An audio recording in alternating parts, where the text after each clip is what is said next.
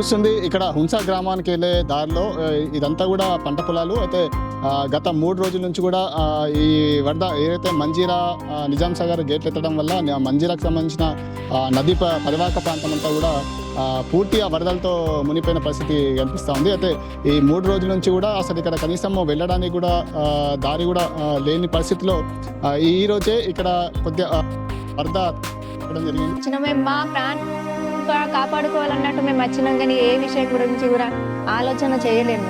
మా ప్రాణానికే కాపాడుకోవడానికి మేము వచ్చేసినాం. మా సామాన్ మేము ఏమి చూడలేదు. ఆ పోయిన దాకా ఏం తెల్ల ఏం పప్పులు బియ్యము ఏమైనా ఎట్ అయిపోయినా మాకు తెలియదు సార్.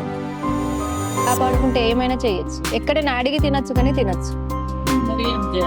బిచ్చం అడిగి తింటే ఏం పర్వాలేదు సార్, కానీ ప్రాణానికి ప్రమాదం అన్నట్టు భయపడి ఊరికి వచ్చేసినాం అంతే.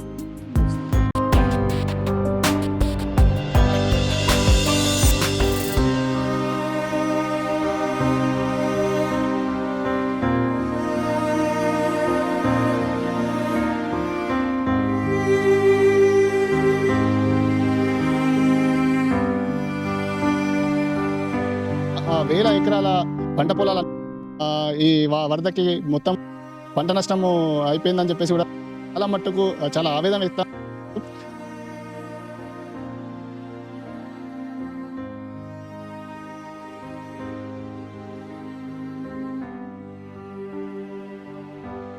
ఊరు చుట్టూ నీళ్ళు అయిపోయినాయి.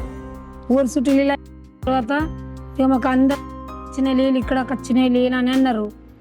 3 గంటలకు బస్సు ఎక్కినాము, వచ్చేసినాం సార్. మా ఇంట్లో తెలియదు, ఏం వచ్చింది తెలియదు, ఏం తెలియదు. ఇప్పుడు ఇంటికి పోయినా కూడా ఒకటే సీరియస్ సార్. మేము మొత్తం అక్కడ అంతా దింగానే ఉన్నది ఉంచాల.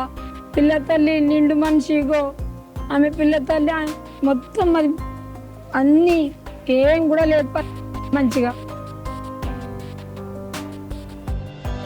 మా సాలూర మండలంలో మరి ముంపు గ్రామాలైనటువంటి మందర్న, హుంస, కాజాపూర్ ఈ 3 గ్రామాలు మొత్తము 3-4 రోజుల నుంచి నీళ్ళలోనే దిగ్బంధం చేయడం జరిగింది.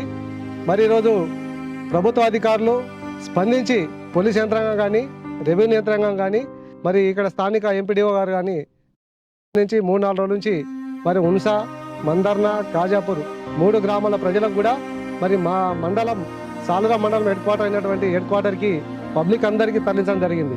మరి అక్కడ శిబిరాలు ఏర్పాటు చేసి మరి పబ్లిక్ అందరికీ భోజనాలు కానీ వైద్య సదుపాయం కానీ ఈ విధంగా చేకూర్చడం జరిగింది. మరి ఈరోజు 3-4 రోజుల నుంచి మరి మా 3 గ్రామాల పంటలు కూడా నీళ్ళలోనే ఉన్నాయి. మరి వరి కానీ, పత్తి కానీ, సోయా కానీ, అరటి కానీ, పసుపు కానీ ఈ పంటలు మా దగ్గర 3 గ్రామాల పంట మేము ఈ 3 పంటలు 4-5 పంటలు మేము పండించడం జరుగుతూ ఉంది. మరి మంజీరా పరివాహక ప్రాంతం మా 3 గ్రామాలు కూడా మరి 4-5 రోజుల నుంచి నీళ్ళలోనే మునిగి ఉండడం వల్ల మరి వేల ఎకరాల పంట ఈరోజు నష్టం జరిగింది.